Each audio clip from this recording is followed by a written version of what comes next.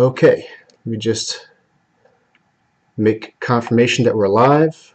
The stream is starting, and we are live. I am joined today by Mr. Piero San Giorgio, a survivalist, an author, a businessman, and I guess we could say just an all-around Renaissance man. How are you doing this evening? I'm fine. Thank you for your invitation. It's a pleasure to have you. For the audience members who perhaps don't know who you are or your background, they're not familiar with you, why don't you give a brief introduction? Well, Switzerland. I'm Swiss. Originally, I'm Italian. I'm now I'm an old man.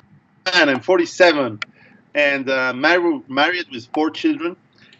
And I've been working over 20 years in the IT industry for American companies mostly to develop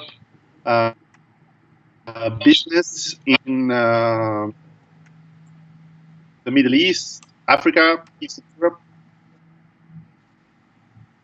I do have return sound, by the way, here. You do? You're not, yes. Well, you're hearing me is what you're saying.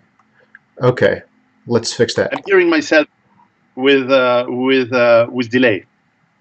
Still? Is that still happening? Are you? If I mute, let me know if you hear it. Just give a quick test. Sorry about that. I can see your screen, so that's why. Mm-hmm. Have we fixed that problem? It's okay. Okay, sorry about that. Apparently there still are some technical difficulties. I get it. No problem. And and so I worked 20 years for American companies in California, mostly software companies, and I was an executive to develop business in Middle East, Africa, Eastern Europe, and then I started my own business, which was about helping American companies set up their operations in Europe. So I'm quite familiar with the with America and North American business environments. I've been I even did 1 year I even studied here in Andover, Massachusetts, not far from Boston, and actually my dad was working for an American company. So since the 70s, I've been taking over American culture, but also traveling in the U.S. quite a lot. And I had my business. I sold it, so I could sort of retire. So that was good. And then one of the reasons I sold it is because I could see what I think is a big economic collapse coming. Mm-hmm. And I thought that it was time to prepare. And that was in 2005.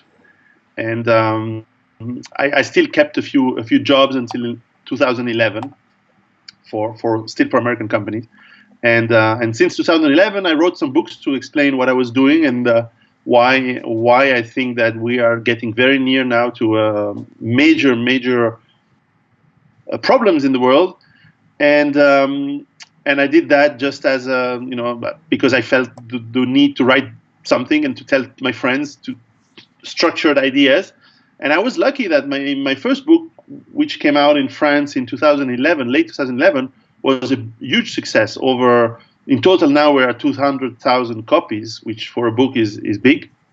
And it's now translated into 7 languages or 8. And then my second book was also a big success, which is coming out this spring in English as well.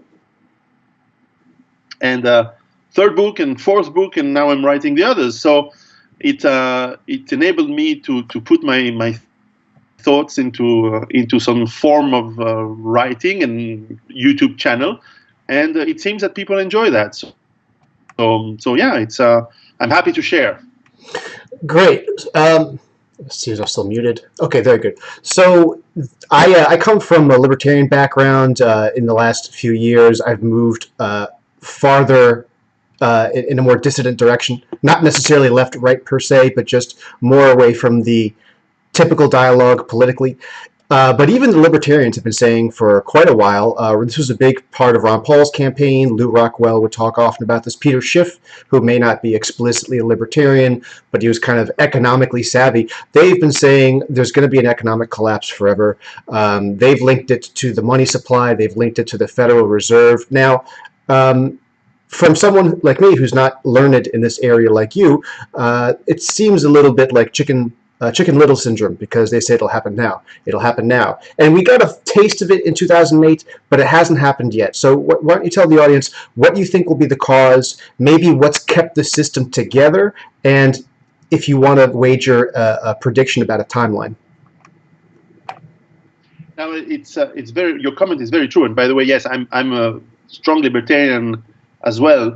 As a matter of fact, I did interview on this topic, on the same question you asked me. I interviewed Peter Schiff 2 years ago, and you can find that on my YouTube channel.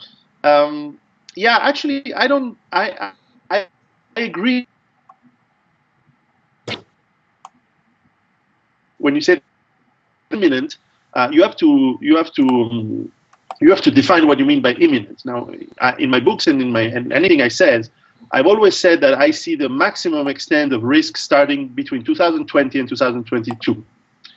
And actually, I've said that if it doesn't happen by 2022, I will stop saying that.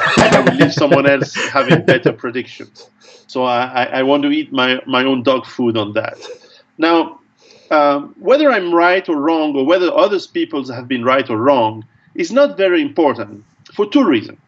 First reason is that at least I can speak for myself. What I always say to my readers and the people that listen to me is to say, first of all, you need to think by yourself. Don't believe me on anything I say. Check the data on yourself. Learn to check the data if you don't know how to do it. Check if the data I'm quoting is correct. And sometimes it is. Sometimes it needs to be changed over time as data and events change. For example, it was very difficult to predict Trump. At least 10 years ago, it would have been impossible. I predicted he would have been elected from the day he announced his campaign. And I'm on record for that. So that was quite fun. But he certainly has delayed this collapse, I believe, by two years at least, maybe more if he keeps going, but at least 2 years. So we are, predictions are very difficult to make. However, what is interesting to make is to observe trends. And I believe that this is what indeed Peter Schiff and all the other gentlemen that you've mentioned have been doing. And perhaps with the mistake of putting a date or saying it's now.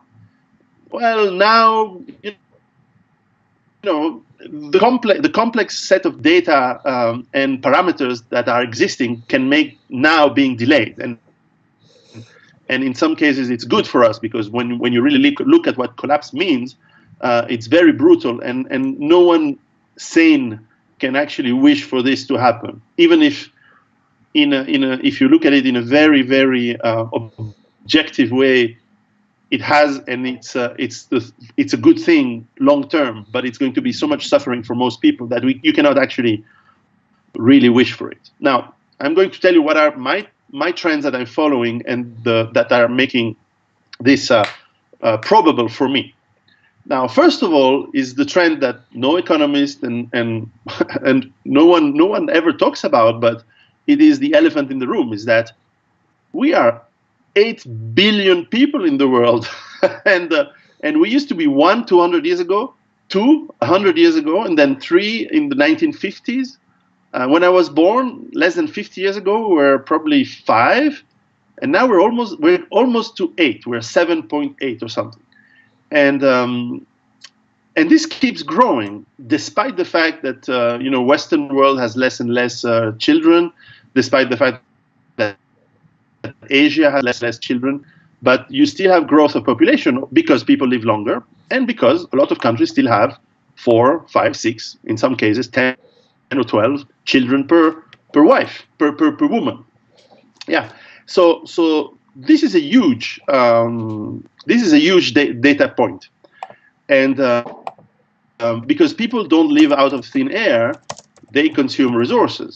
And more people, because of globalization, want to consume to the level of Chinese, which themselves want to consume to the level of Europeans, and Europeans want to consume to the level of Americans. And there is simply not the energy, the raw materials, the metals, the food available for this to continue for very long. So how long? This is difficult to say, but at least it's a trend. Another trend is indeed linked to natural resources, especially energy and oil. Now, we have been saying that oil is getting scarce since the 1970s, because it's true, because it is a fact. Now, of course, it's difficult to predict is new discoveries.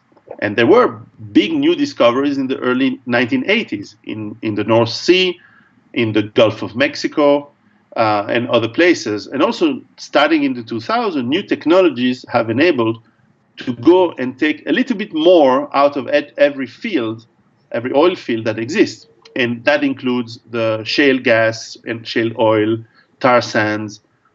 And so that has pushed back what the people in the early 1970s saw as the moment of peak oil, which is the moment where you have consumed half of the resources. This has been pushed back to the 2000s. In fact, we now think that we've passed peak oil in 2008, 2009. And we still have a little bit left, because in the same time, the consumption keeps growing up. So you have an exponential growth of consumption and a decreasing amount of reserves. While you can still pump quite a lot of oil out, there is a point where these two trends are going to intersect. And when they intersect, you have a problem that exporting countries may not export anymore. They want to keep it for their own consumption to avoid social unrest. And you have countries who have none, which suddenly have a massive crisis. And then that can either mean oil prices going up, or it can mean oil prices not going up, but you don't have any available.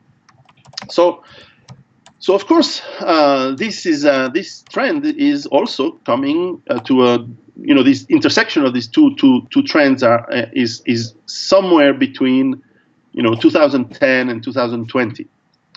And a lot of analysts in oil, especially, are saying that this year, 2019, is a year of the beginning of a very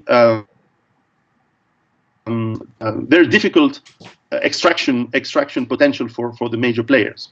So whether it will happen or not this year, we will know very soon. But certainly we are in a trend that in the next 5 years, we're going to have less oil available. And oil is very difficult to substitute, because you can run a Tesla, but you still need oil to produce and manufacture and transport the elements that are needed to build the car, the electric car. And electric cars are a tiny fraction of the demand for oil. Most of the oil consumption in the world is shipping. And then the trucks that transport food from the production farm, let's say, into the cities. And of course, individuals, but the vast majority is shipping. So the oil is needed everywhere. And this is not, by the way, the only resource. We have the same kind of trends while we still have more time for gas, coal, and uranium, but also copper, iron, aluminium.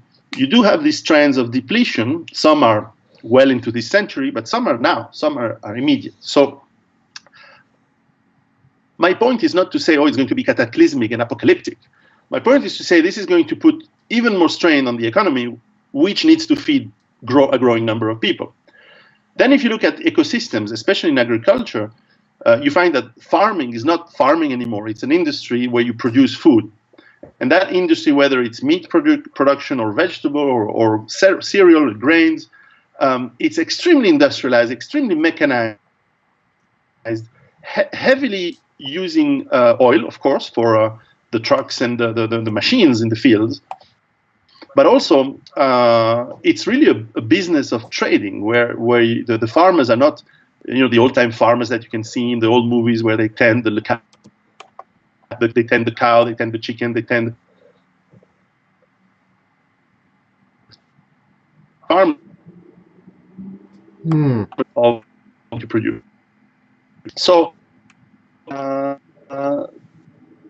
this is also an industry that is extremely intensively using fertilizers, and chemical products to enable the constant production of high quantity of food, which are themselves of low nutritious value, by the way, but also who are very unsustainable should an economic crisis happen.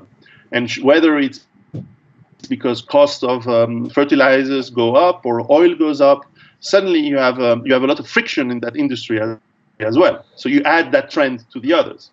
You also have the fact that because we are 8 billion people eating and shitting around, that creates a lot of pollution. You know, all the garbage that we produce, the byproduct of our consumption, ends up in the seas, in the oceans, in the rivers.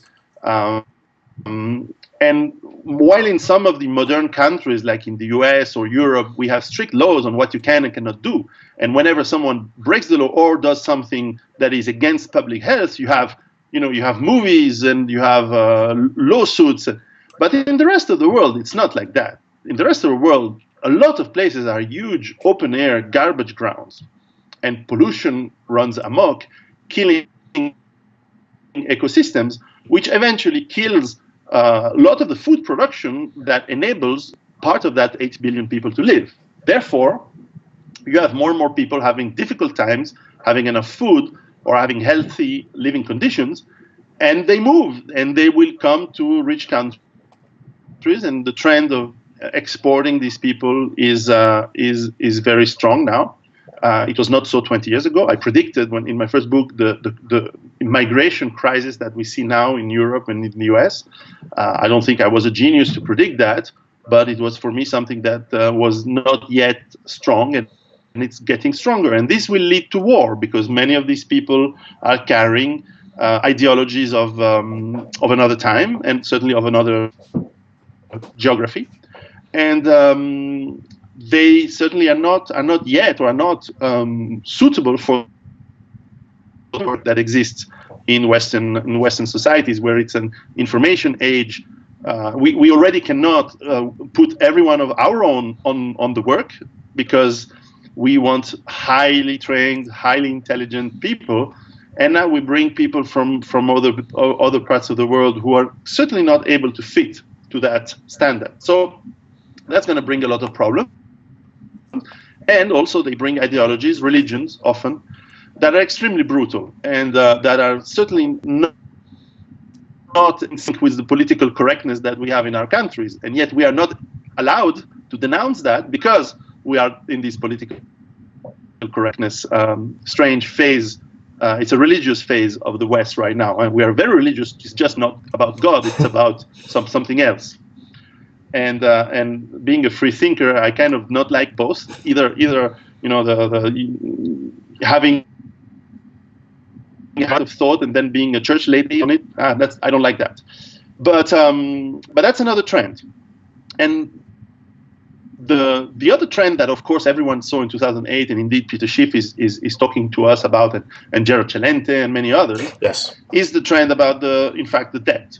We have indebted our economies to points which are unrecoverable and are past any possible dream of reimbursing them now or ever. So when you have huge debt, you put an incredible weight on any economy or people or companies that have those debts of the interest of those debts is becoming heavier and heavier. And of course, there's no willingness to reimburse them because we think that either growth will take care of the debt or future generations will. But how will future generation or how will growth happen when you have less and less energy available, when you have more and more people to feed, and when you have less and less people working? So these are very bad trends that I think are converging in the next 2 or 3 years. And when I wrote this in 2011, I said they will converge in the next 10 to 12 years. So I'm always saying the same story for the last 10 years, really. I'm not saying tomorrow morning. I'm giving a time frame. I will admit that I could be wrong by a few years. Maybe these trends collide in 2025 or maybe 2030.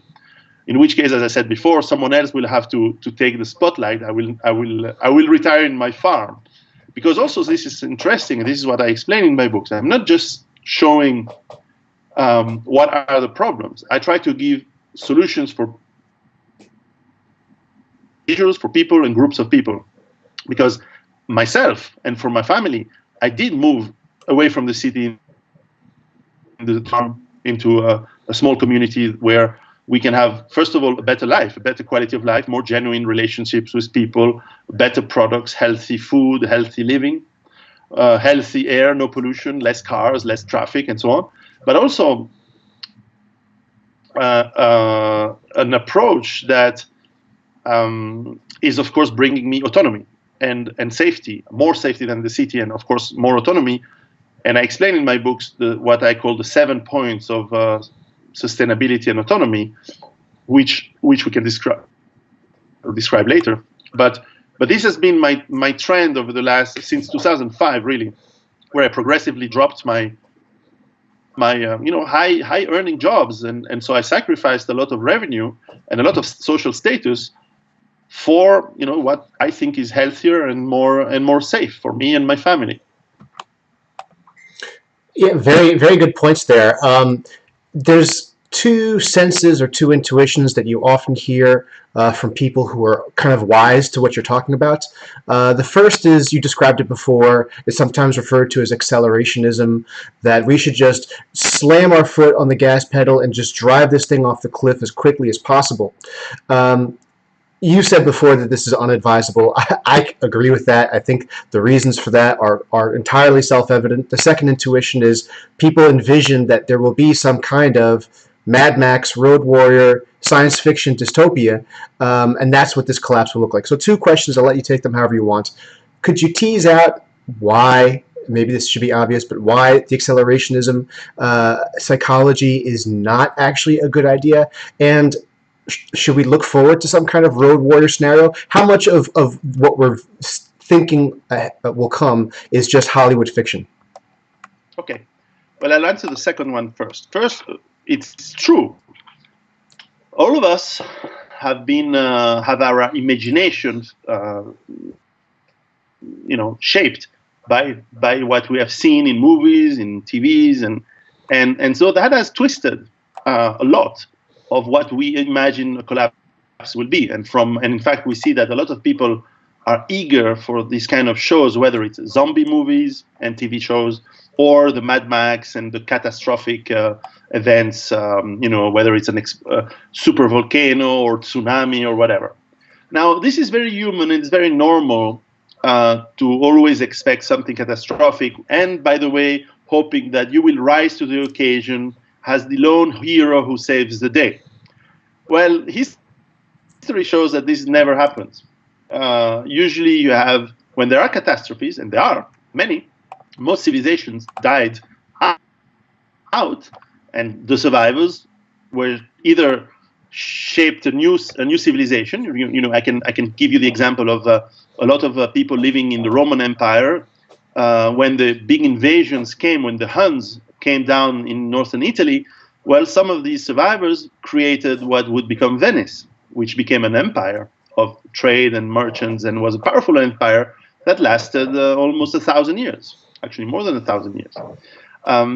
So Rome disappeared, but then you had other kingdoms and other societies that were born out of it.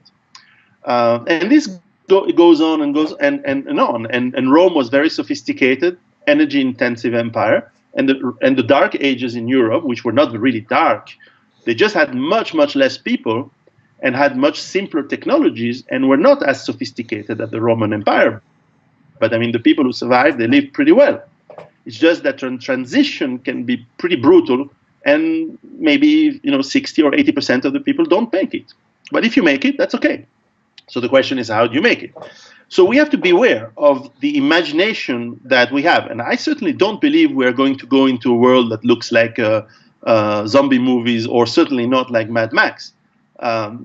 Because when you think of the data points for these kind of scenarios, they make no sense. This is not how it's going to go.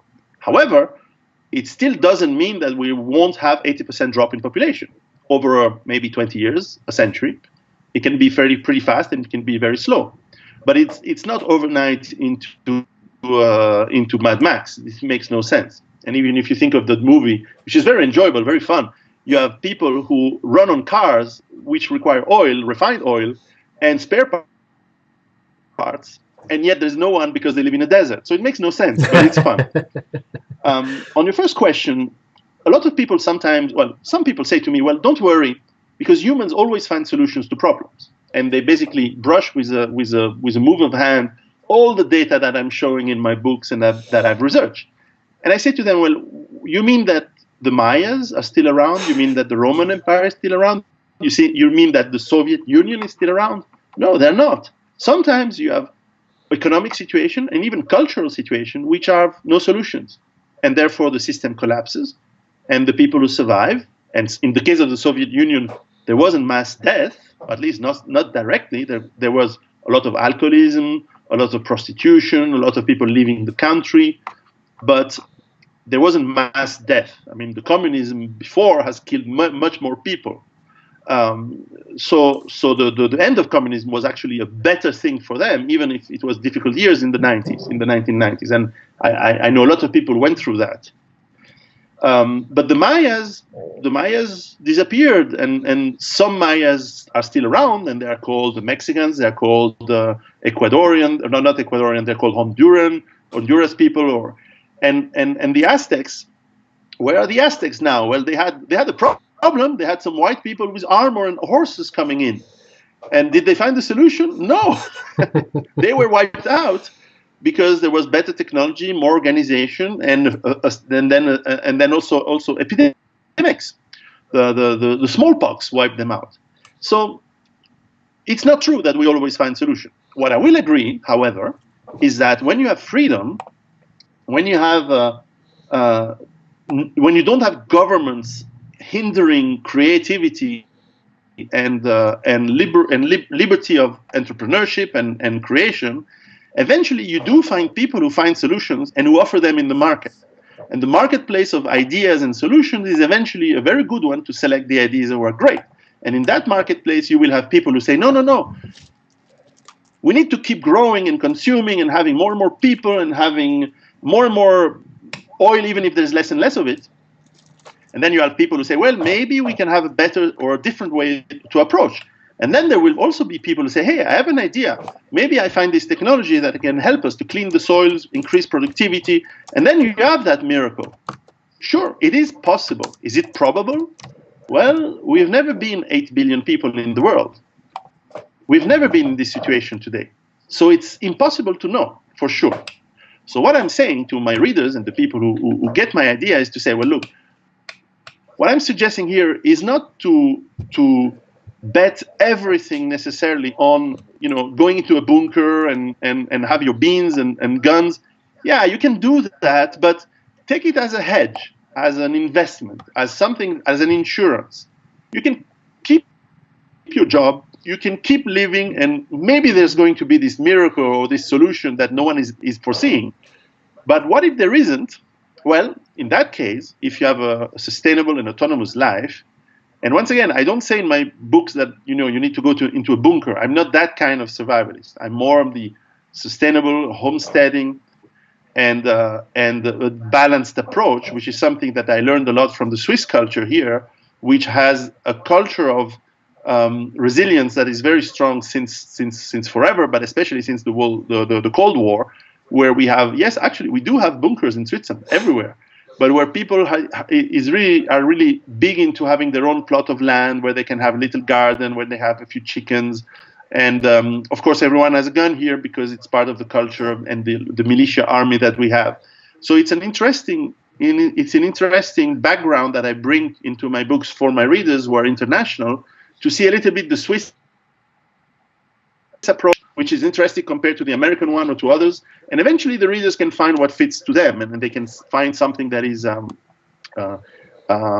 hope, not extreme. And as I always joke with journalists, is they say, well, look, I stand for freedom, for liberty, for freedom of expression, for people having the choice to do whatever they want, and this is why the left thinks I'm a Nazi, obviously. So, yeah. Yeah, you mentioned the bunkerism. Now, I've heard you mention this in other programs. This is kind of the quintessential survivalist stereotype in the United States of America. And part of that, without putting the blame on any particular individuals, some of the most prominent, I don't know, I guess, alternative press figures, conspiratorial people, what comes to mind automatically is Alex Jones, although he's certainly not Yes. The worst offender or the only person. I actually, he was a big fan of Alex Jones for a long time, so I'm not saying it's his fault. But there's that stereotype of the guy with the underground bunker and racks full of automatic rifles and canned food and armor and things like that. And can you explain briefly why this is fantasy, just like the Mad Max stuff?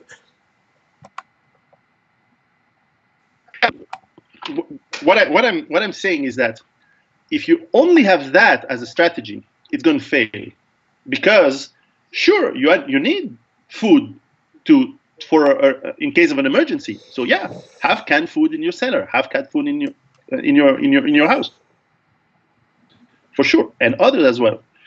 Have balanced food in your cellar. Have honey, have canned vegetables, canned meats, and so on. Yeah, sure. Do you want to defend yourself? Yeah, it's one of my 7 points of how you get sustainable. Sure, you want to defend yourself, so yeah, have guns.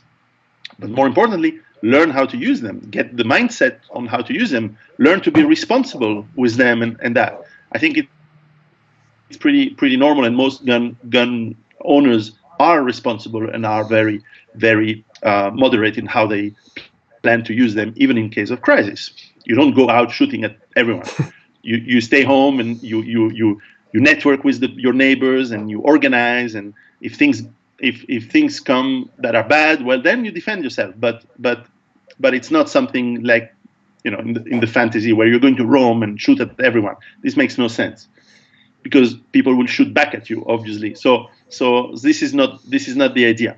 There is more to do. In fact, if you only do that, and this is where the bunker mentality has a big problem, is that you are thinking as you need to tick a list of things that you need to have, and you buy them. So it's still a consumption approach where you say, okay, I have a gun, yes. I have a reinforced cellar, yes. I call it a bunker. Okay, do you have canned food? Yes. For how many days? 2 weeks, 3 weeks, 1 month, 1 year, whatever. But then what? Then you go out and what? And this is one scenario. What if the scenario is a tyrannical government? What if the scenario is, yes, the economy collapses and the government says, well, now to feed everyone, we're going to confiscate the food that preppers have put in place. And how about we collectivize everything? So now we are going to be a worker in a camp, in the gulag, instead of. So you may have very bad scenarios that you don't want to think, because that suddenly means that you have to take your guns and fight an army, which you can't. So you need a different approach. So I've thought about all this before, and I did check a lot of the blogs and the survivalist stuff in the US and everywhere else. I've checked that, and I thought about what is, and I went through the phase of saying, okay, now I need to buy more ammunition. I need to buy more canned food to store. And my wife now, 10 years back, he says, are we eating that stuff, or are we throwing it away? And I say, well, I'm not gonna eat it just for the sake of it. So let's give it to some poor people and so on, because it's soon going to be out of date. So we replace it, of course, but we replace it with food we can ourselves, and we produce ourselves and so on. So we have a different approach on that. And also the other problem with that mentality is that because it creates a contrast to the normal world outside, which is yet not collapsed, at least not in the places where people prepare, because there are a lot of places in the world where it has collapsed long time ago. And you don't have preppers, you don't have survivalists, because everyone is surviving every day. And look at Venezuela today, look at some places in South Africa, or the people just survive day to day. And you don't think about, oh, I need a bunker in my house. You just go on every day, trying to find a job, trying to find some food, and so then you have some worlds like, let's say, Mexico, where you have some parts of the world who are perfectly fine, where people have some nice houses, they have schools for children, everything works. Around those places, you have big fences, and then outside those fences, you have a collapsed world. You have crime, you have extreme violence, you have people trying to work and survive day to day. And maybe that's the scenario we are going into. Maybe we are a scenario where the rich people can make it and survive in fenced communities, and everyone else has to survive. I don't know which scenario is going to happen. So because we don't know, it's not wise to prepare for one particular scenario. And I plead guilty to have called my first book "Survive the Economic Collapse." But what an economic collapse actually means can be, an infinite number of sub-scenarios, depending on who you are, where you live, what are your means, how you are financially prepared for that. For example, buy gold, sure, buy silver and so on to get yourself a little bit.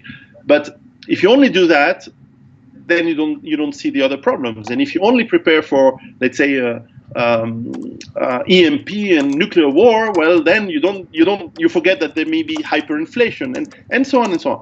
So you need to have an approach that is, first of all, an attitude of thinking, okay, I don't know what the future is going to be. I foresee a few scenarios, sure.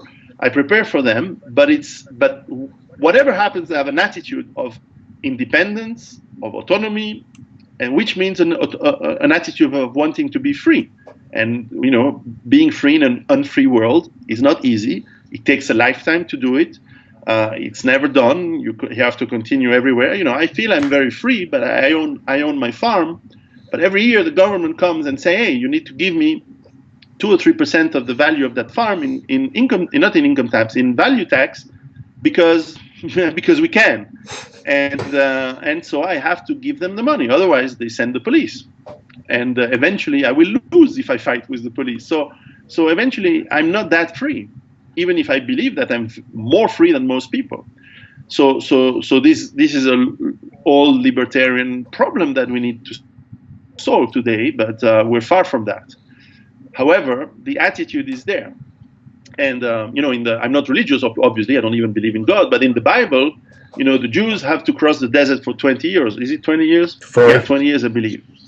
And the reason, the metaphor for that is because they used to be slaves in Egypt. Well, this is made up. They never were in Egypt, and it's not a historically correct story. But anyway, the metaphor is that if you have the attitude of a slave, you have to go through at least one generation in the desert to clean yourself from and survive and have it really rough, so that then you can be someone who thinks in a free way. I think that's how I interpret that metaphor, at least. And certainly we have to change our attitude. And so in my book and all my books, I try to give you 7 elements. First of all, being independent and autonomous for your physiological needs, which is water, food, health. And then you add to that the fourth, which is energy. Then is knowledge, because if you don't know how to have a trade, how to have a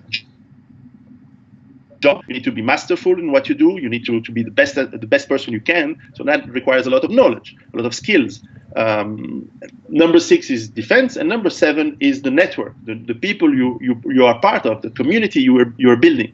And this is where my libertarian, by the way, goes from a big L to a small L, in the sense that eventually we are not 100% individuals.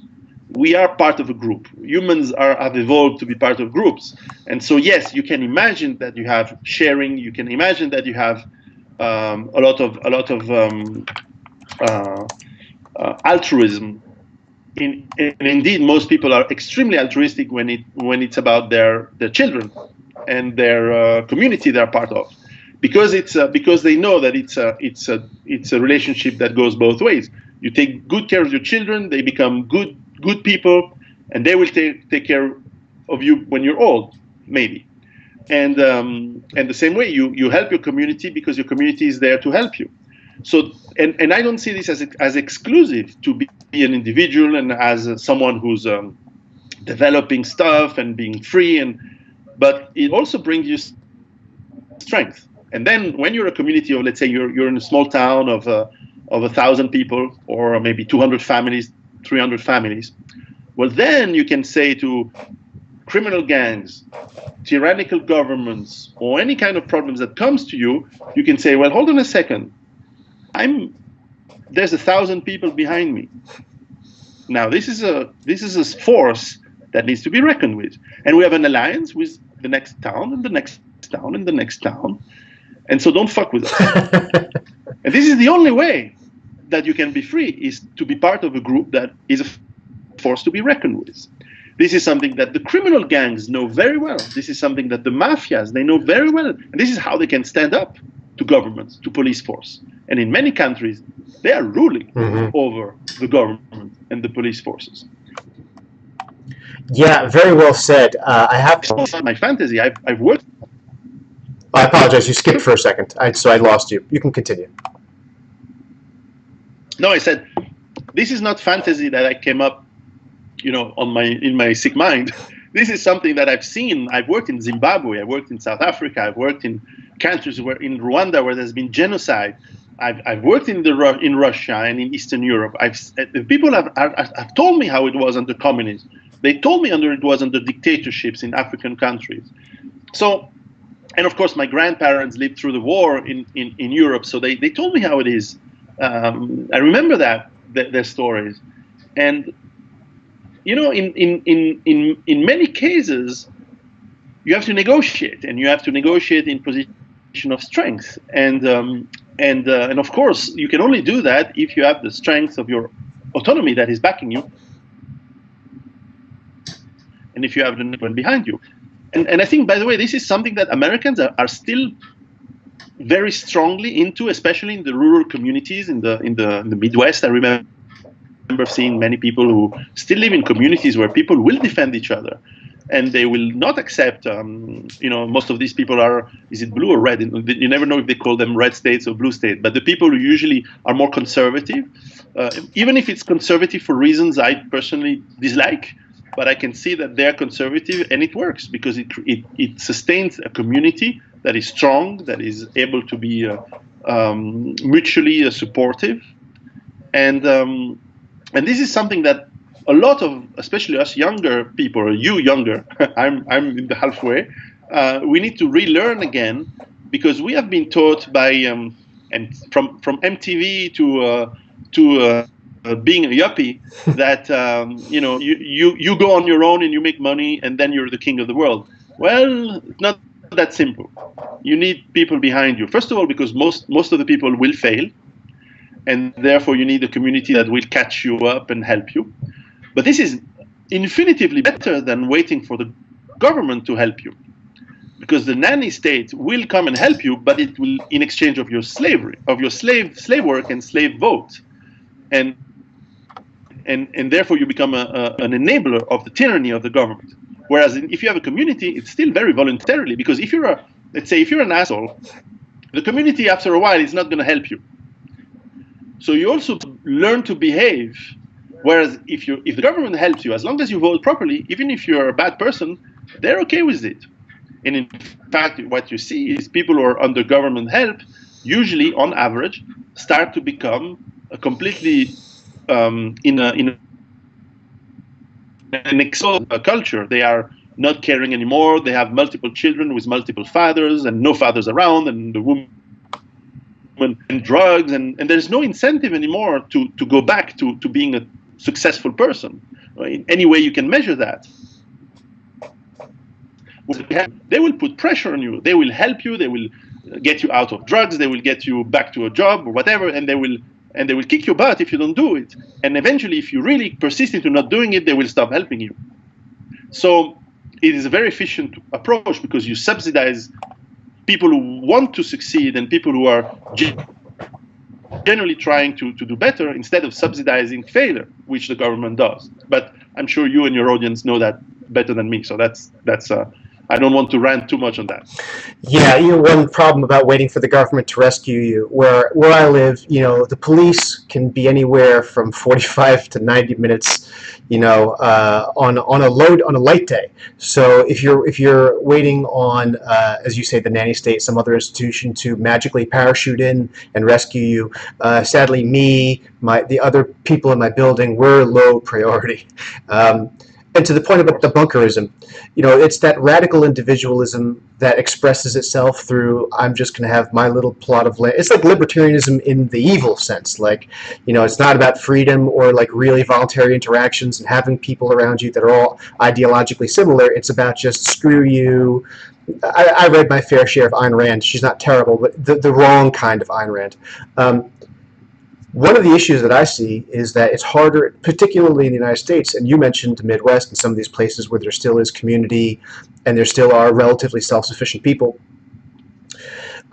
It's becoming harder and harder to be economically viable, to borrow a line from the movie Falling Down. And so people move to the cities. And so you've got lots and lots of people in the cities. Now, obviously, what I get from your work is kind of surviving the economic collapse is almost the same thing as surviving the end of your day. You have your family, you have your community, you have your resources, and you're working to kind of be competent in multiple areas. But you live in the city, you're necessarily dependent on a lot. What would you recommend, for the urbanites who panic? Because just for myself, I think back to here in the United States, New York. There was race riots a few years ago, Black Lives Matter. Activists would shut down bridges and highways, and it started to creep into a lot of people's mind that, oh wow, I could be trapped here. Things could go really, really bad. So in the short to near term, what would you recommend for urbanites? Well, first of all, if you can't, first of all, I would say leave the city, no matter what. If you cannot, because your work requires you to stay in the city, well, make sure that your work is worth it in terms of revenue, and then use that extra revenue to buy yourself a house away from the city where you can go if things turn bad. That's another solution, and there's countless ways you can do that. Another approach would be to say, let me reinvent, or say, so this goes into personal development mode, which is not what I do. But it could link with some of those trends to say, well, maybe the life in the city with the hassle, the risks, and the dangers, and the taxes and the cost that goes with it, is not for me. And let me take my family and and go away, and try to find a way to work elsewhere. And the good thing today is that we have internet. So indeed, internet can enable us to do a lot of work remote from home and travel much less than before, and even a lot of large companies accommodate teleworking and home working, perhaps less than they used to before, but they still allow that. There's cost savings for businesses to do that. The other way to also look at this is that most people will not change. Most people will stay in the cities. Most people will even those who are aware. The majority will not act, will not do anything. So my point is to say, well, look, I'm not trying to convince people. I'm trying to tell the things how they are. And a lot of people at the right time will change and will take the right decisions based on the wisdom that I hope myself and surely many others will provide. And eventually, the majority of people will not do anything. But that's how you get 80% drop in population eventually, is because most of the people don't want to change, even if they are aware. Now, one of the interesting points that I took from the book Collapse by Jared Diamond, which is a famous anthropologist. I don't agree with everything he says, but at least in that book, he was very, very important. He showed that a lot of the cultures that he studied, the Viking settlements in Greenland, the Mayas, the Indian, not the Pueblo, the ones that were before in New Mexico, 1,000 years ago, in what is now in New Mexico, I can't remember the names. He showed many of these civilizations. They knew perfectly well that they were going beyond the resource consumption that was required for natural renewal. So they knew they were depleting the resources, whether it's the forest, the water tables, the fish, the woods for Eastern Islanders, and eventually they knew very well what they were doing, but it was so hard to change the culture, to change their ways, that they decided that, one more day, one more year, but then it went very bad. And I feel that our culture is the same. And I think that was the point he was trying to make in this book already, 15? That we know very well that we're depleting resources. And I'm not even going into climate change. We don't even need, climate change doesn't need to be real. It doesn't matter. Way before any impact on climate, we have pollution, we have depleting species in the seas, but some people would say, yeah, but look at this counterexample. We have managed by stopping, I don't know which fish resource got back into a sizable normal amount, because we took some new laws on that. And indeed, some of the European countries are putting back more wood and more trees than they're cutting, way more. But not the rest of the world. It's like, feminism, it's just a few countries. Everywhere else it doesn't exist. And all the things that social justice warriors are complaining about, the snowflakes and so on, that they're complaining in the US and a little bit and also quite a lot in Western Europe, they have no idea how it is in the rest of the world. These guys would be eaten alive in 5 minutes. And I sometimes do mean that literally. And and so they have no idea how the rest is. So this is part of the willingness to be like the metaphorical ostrich. You bury your head not in sand but in thoughts that say no, we need more progress, because you don't want to see the problem that is coming like a tsunami. This tidal wave is coming faster and faster on you. But no, instead of running away or instead of finding solutions, you say no, we need to keep going even stronger in the way we were going. And of course it's a failure, and of course they will suffer for that. But we cannot save everyone. This is, I think, one of the interesting lessons that you take from every single ancient text from 5,000 or 10,000 years ago. You go to the Gilgamesh epic, you go to the stories of the flood, all these metaphors. Some of them might be based on historical events. In fact, some catastrophes that happens long time ago, some that memory has forgotten, but those important religious texts carry on as a teaching in a religious form, not in a historical textbook.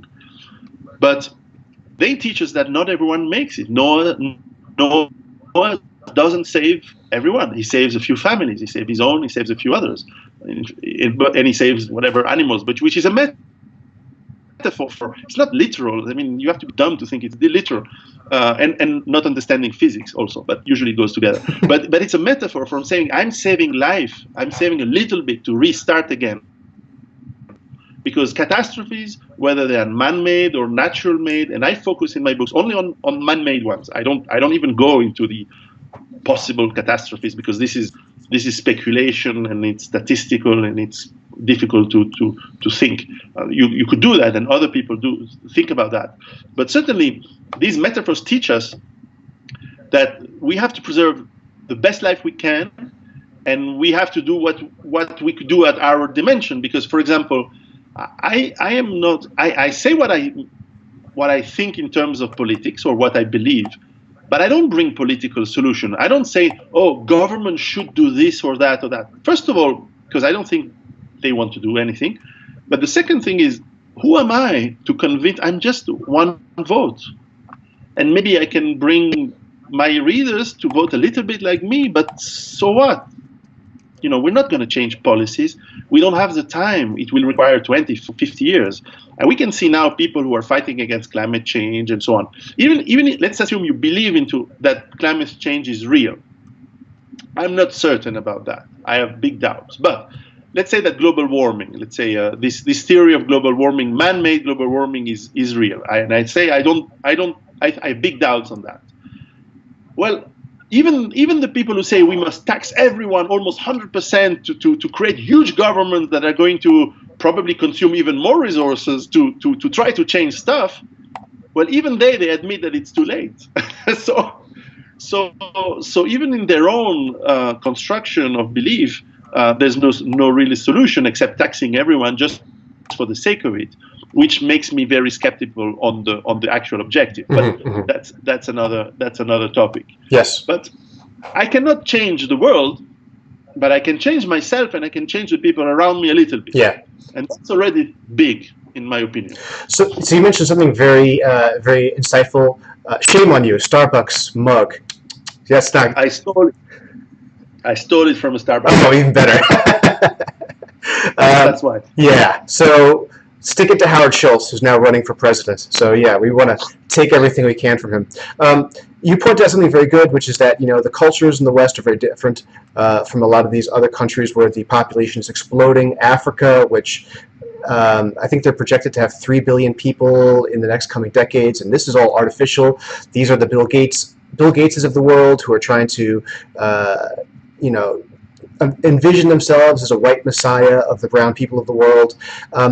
Richard Houck, who's a friend of the program, shared something interesting on Twitter. He's the author of Liberalism Unmasked. And it was a graph basically showing that 90% of the contamination of the oceans and the natural environment is happening in these third world countries where there aren't there's not the psychotic obsession with climate and sustainability and things like that. And now we're bringing these people into the West.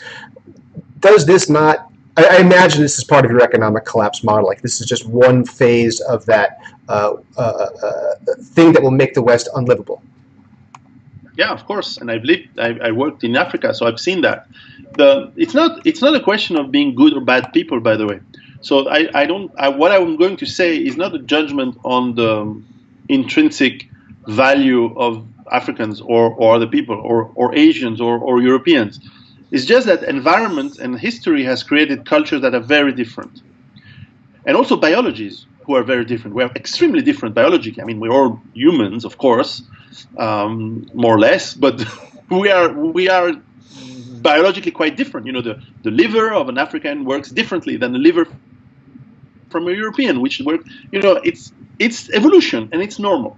And so are cultures as well. And when you think about how Europeans developed in the cold winters of northern Europe during the Ice Age, well, for thousands of years, if you're not planning the future, which means the winter, if you're not harvesting or hunting enough food, storing it, shelter yourself, having warm clothes, if you're not super anxious about the future, you die.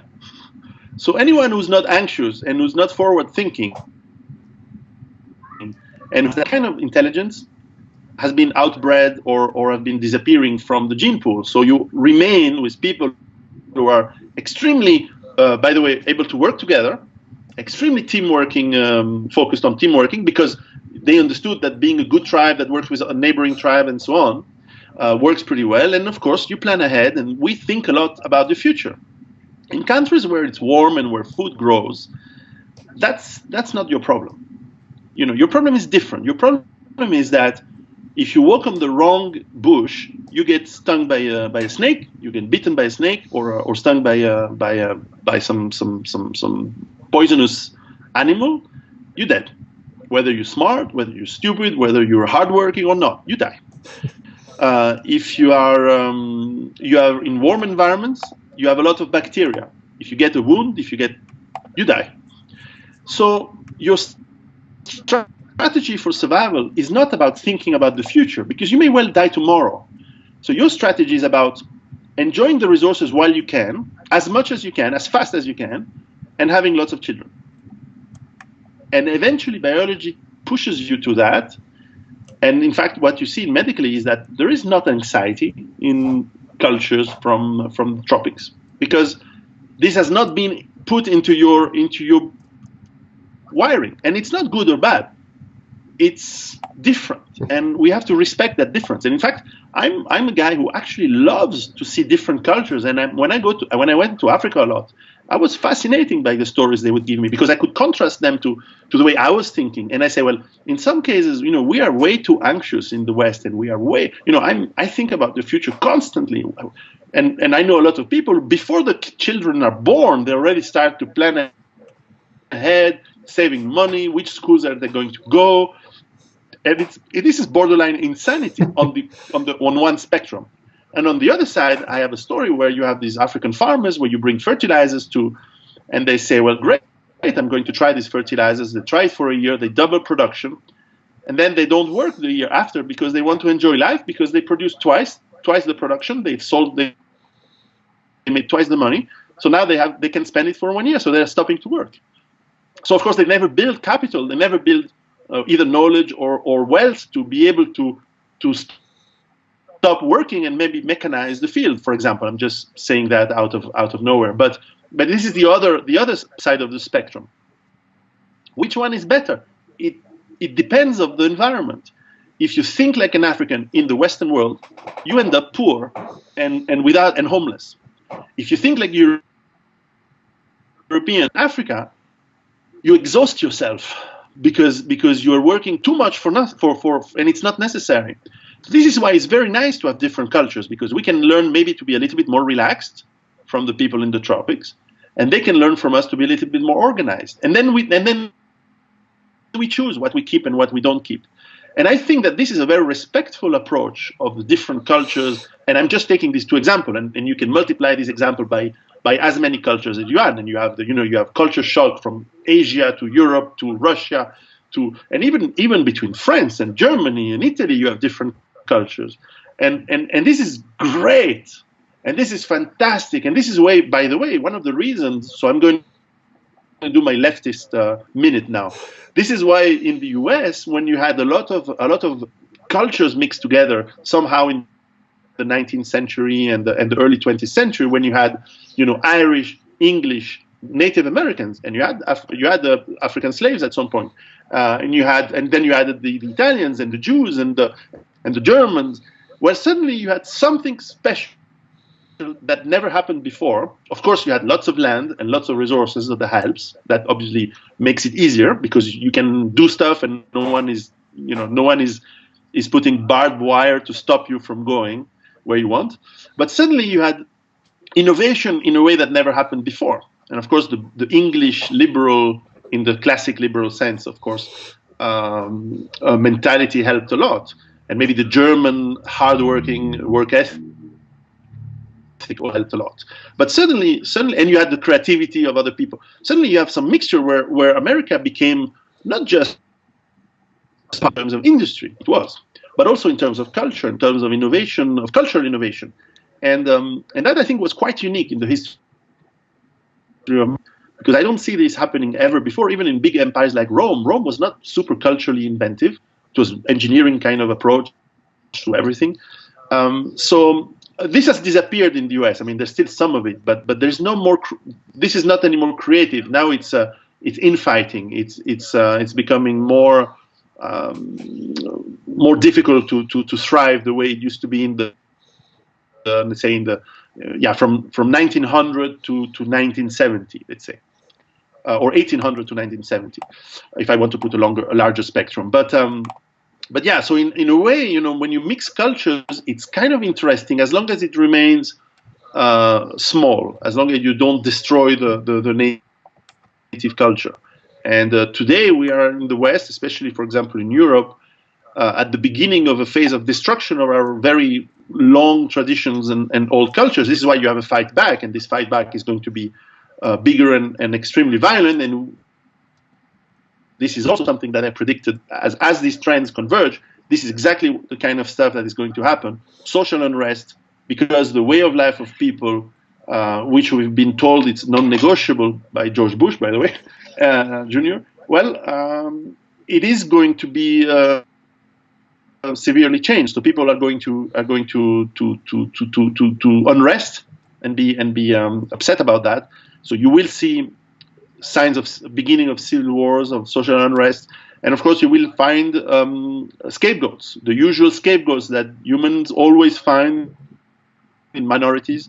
And what is odd today is I see a culture, especially in America, where you try to scapegoat the majority, and the most productive majority, which is white men, and which is a complete insanity, because you're trying to scapegoat the people who are making everyone else to be alive and live. I'm overgeneralizing, of course, because there's people working super well everywhere. You understand I'm talking in generalities. But the culture today is to focus and being aggressive against the majority. This is not going to end up good. Right.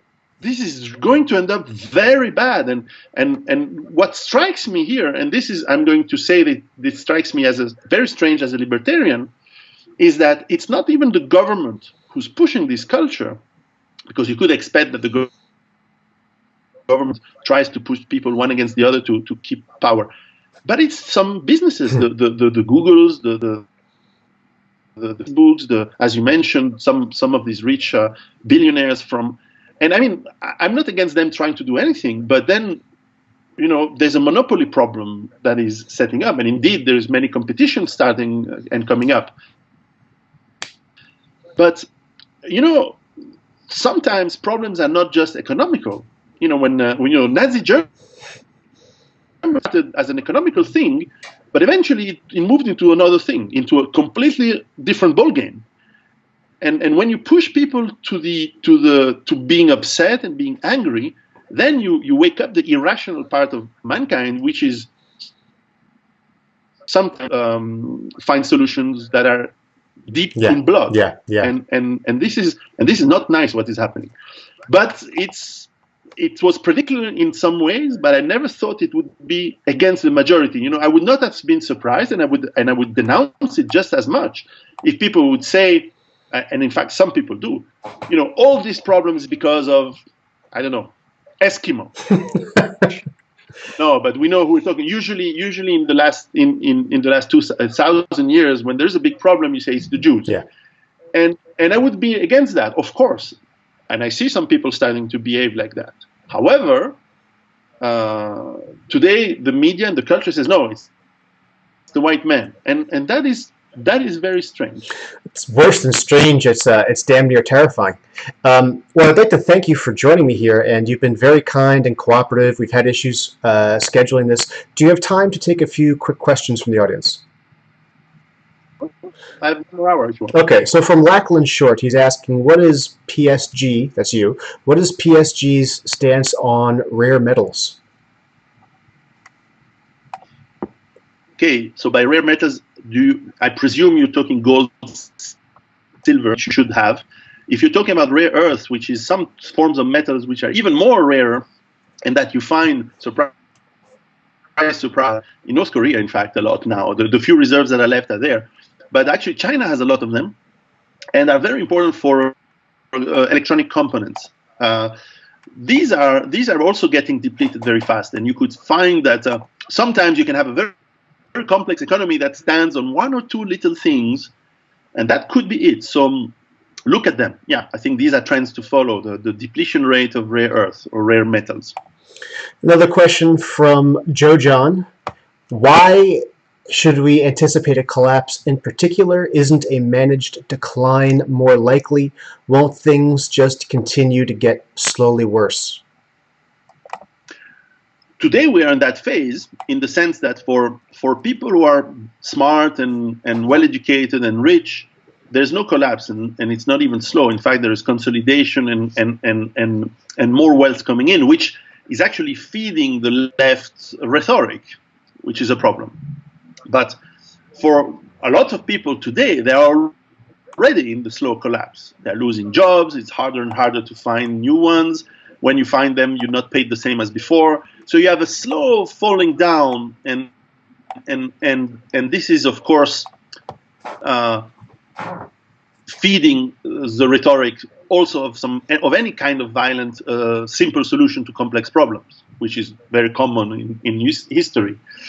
So I would say that the scenario of slow collapse is very probable, and many people push that. However, what I've seen in history is that there is some elements of, you have some qualitative steps, either up or down, and I think that the qualitative steps down are problems. That there is a point where suddenly something breaks, supply chains drop, and it's not necessarily worldwide at the same time. It can be in one region, it can be in one area, one city, and suddenly this makes people extremely anxious everywhere, and there is a layer of things that break down that happens. I don't know if I explained that properly, but let me put it the other way. A woman can be pregnant. When a woman gets pregnant, it's not progressive. It's at one moment, something happens, she's pregnant, and before that, she's not pregnant. In economy, a lot of things are linear. A lot of things are moving and developing slowly because that's how most people work. However, when there is a breakdown, like October 1929, something big changes and changes everything immediately. It happens. It's not common.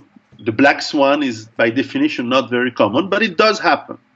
So you could have a slow economic death, a slow economic fall, and then suddenly a big black swan that makes things worse, or a miracle. But I don't really believe into that. But I cannot exclude that suddenly something fantastically good happens. But I wouldn't put any strategy based on hope. From Joe Jessup, Piero, how does one generate electricity after the apocalypse? Solar panels, geothermal energy, coal fire plants, nuclear? Okay, well, first of all, I think it's a joke, but I don't believe in apocalypse. But let's say if things go bad, you have to look at things in two ways. Either you have the local electricity power production, which can be done in your house or in your little town, and this can be almost everything that is available, perhaps not nuclear, but certainly you can have hydro in your river, you can have solar, you can have wind, and you probably want to have a mix of a few things, because electricity is peculiar in the sense that usually, like for example, think of solar, you produce it during the day where you don't really need it, and you need it in the night when the sun doesn't shine. So then you need batteries, and batteries is a big problem because it's complicated to build, it's expensive, and so on. So if it's a very tiny need, if you have little needs, which I advise, well, the problem is not big. But if you start to think how you replace electricity for big communities or for societies just as big as we have now, well, forget it. It's going to have to be coal burning and nuclear. And this is very complicated to do because even coal burning, this is a very complex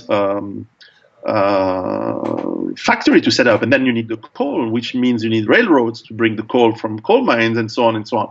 So you always have to think how long-term you can maintain also these industries. Because, for example, there's no reason why you would have major accidents in nuclear plants, for example, until the day you don't have skilled people enough who are physically able to come into the plant to help you out manage it, in which case you either take too many risks or you have to shut it down, and even shutting it down requires a special set of skills and then surveillance, because you don't want to leave the stuff just there. It's not, I mean, nuclear is less dangerous than you think of. My fourth book talked in part about that. However, it requires very accurate and skillful care, even if you shut it down. So what is society going to do for electricity in the future? Well, I don't know precisely, because it means what kind of society are we going to have, how far and wide it's going to be, how many people, what are the requests. Of course, if everyone lives like a peasant in Mali, that's a country in Africa, well, you don't need a lot of electricity. In fact, a lot of these villages don't have electricity at all. And we had great civilizations before electricity. However, this is an example where, of course, we think, because our generations always had electricity. My grandfather's generations were born before electricity, before they had electricity in the little town they were in. So we have our generation, my your generation have no idea what it is to live without electricity unless when you go camping. Yeah. And even when I go camping with the kid, I bring my little solar lamp and my little chargers and so on, because we get used to that, and we want to have a little bit more extra light other than the campfire. So I'm, by the way, I'm not saying to people you must live in a bushcraft place, you must live in the woods, or you must live like cavemen. No. I actually love technology. I love hot showers. Yes. And Yeah. I love to have cooked meat and food, and I love to have my supersized mug full of hot ginger tea. But that's why I stole it, because in Europe they don't have big mugs like this. So that's how I got it. But yeah, you have to really think of what's the kind of life you want to have. If you want electricity for a country full of McMansions, even today you can't make it. Right. It's too late. Right. There's not enough. So this is why you see a lot of people in small houses, in condominiums, in buildings, and so there's a mix of that. One guy, a friend of mine, who's an author, is called James Howard Kunstler. Check out his books. He's imagining worlds where suddenly you have much less power, much less organization. It's quite worth a read. Also, John Michael Greer has an interesting take on how the future is going to look like. Great recommendations. I'll have to check those out. Last question. This is also from Joe Jessup. Let me just pull it up here. I lost it for a moment. Basically, he was asking about China invading North America. So say there's a situation like you're describing, or something worse. I apologize. Where is this question? Yes, Joe Jessup. Wouldn't China just invade a collapsed North America? Why? I mean, to take resources that have been disappearing. Now, Canada, maybe, but then the whole concept of military invasion today makes no sense, because you can economically invade a country, which has been happening. You can buy land for forestry, for food production. Look at how China and, in fact, Saudi Arabia have bought huge swaths of land in Africa. I've seen this already 20 years ago when they bought a lot of land in Ethiopia and in Uganda to make fish, to make corn, to make wheat, and that means they take a lot of water from the local people, and of course they don't have human rights problems, because it's China and it's Saudi Arabia. They don't have social justice people there, so they don't need to. You don't need to invade. This is why and I'm one of those generations that have been learning history through basically what happened, in before World War II, where Hitler and Germany wanted to invade Russia so that they could get the oil from the Caucasus and the iron production from the Donbass, and you don't need to do this anymore. Mm-hmm. You need to buy stuff. This is why America never should have invaded Iraq. You could have bought them. It would have been cheaper, and so on and so on. I don't want to go into that, but which is linked to what I write, is that you will see countries, however, fighting for resources that they don't necessarily need to occupy. What is possible, however, to go into your scenario, is that you could see China militarily occupying parts of Africa where you do have resources today. But North America has, there's a lot of water in the north, in Canada. There's a lot of wood production. There's some ores, yes. Then you have what, 350 million people to manage in the whole North American continent, which are unmanageable, especially in the time of crisis. Whereas you can go in Africa and have the same resources, provided you can still ship the stuff back and so on. But today, I don't know how many Chinese already live in Africa, but it's millions. Wow. It's probably 10 million Chinese living in Africa and investing and developing. And they bring their own people because they want their own skills. They don't want to have problems with managing locals. So they bring their own people. So there is a definite colonization of Africa by China, for example. But not just China. a lot of interesting ventures from Brazil, from the Arab countries, Russia, Israel. A lot invest into Africa for land, for food production. I'm not talking setting up phone lines and stuff like that. That also exists, but it's to secure basic food production and water bottling facilities. So obviously the logical follow-up is that if there is a global crisis and those resources are becoming more and more precious, you see fighting between, let's say, Americans and Chinese in the Indian Ocean for accessing resources in Kenya, in Ethiopia and Tanzania, maybe? Or would you see China doing extremely bad things to African people so that they can secure the land for themselves only? Well, it's possible. So the history is not ending, and it's not gonna be quiet. We're going to live in a way exciting times, dramatic times. But once again, we go back to the thing that whether America fights a nuclear war with China over African resources, you and I still need to save our family and our butts. So we need to think, okay, where do I want to live? How am I going to live? How much resources can I produce myself and with my network of friends and neighbors, so that I'm not dependent on government or on others or on supply chains, which can be very fragile. So I would summarize this to say, well, you can conject and conject. You can have a lot of conjectures and scenarios for the future, and the more realistic they are, the more accurate they can be. Although no one can predict everything, so sometimes you have surprises. I mean, most people never predicted Trump, and no one knows what's going to happen in the next 2 to 3 years.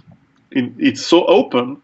However, learning to garden, learning to defend yourself, learning to have a little bit of energy for your house, talking nice to your neighbors and friends, and getting your network, or choosing to live in a place that enables you a better life, this is up to you. And this you can change. So, yeah. Very well said. Well, I would like to thank you again for joining the program. Would you let the audience know where they can find you, any projects you're working on? Yeah, so it's easy to find me. I have a website which is called Piero.com. Piero is the Italian spelling, so it's Piero. I have a small Patreon where I put exclusive information. But more importantly, you can go on my YouTube channel. You'll find a lot of videos, most are in French, some in Italian, but I have a sizable amount in English, so you can check them out. They're, I think, interesting for American audiences. And my books can be found on Amazon very easily, and they're pretty good selling even in English. I mean, they've had good success. And I'm working on my next project. I have a book on fear. So I'm writing a book on how you manage fears, because indeed we are entering times where fears are becoming too big, and indeed I want to avoid people to go into these either too much anxiety or to blast into bad strategies. So that's going to be in fear. And then I'm writing a biography of one of my grandfathers. This one will be soon done and out. All these books will come out in English eventually, by the way. And it's my grandfather ended up in a prison camp in Germany during the war, where Italians, and like many others, were forced slave labor by the socialist government of Nazi Germany. People need to remember that it was a socialist government, not some capitalistic thing or whatever. It was National Socialist. And so I'm on a survival point of view, I'm trying to get all the memories from what he told me and some data, and so I'm writing a bit of a novel on how he survived in the camps and how he went back home. So short novel, but it will be interesting. All right. Well, I'm sure the audience will be keen to look out for that. I'll make all of that information available in the description below. Thank you again for joining.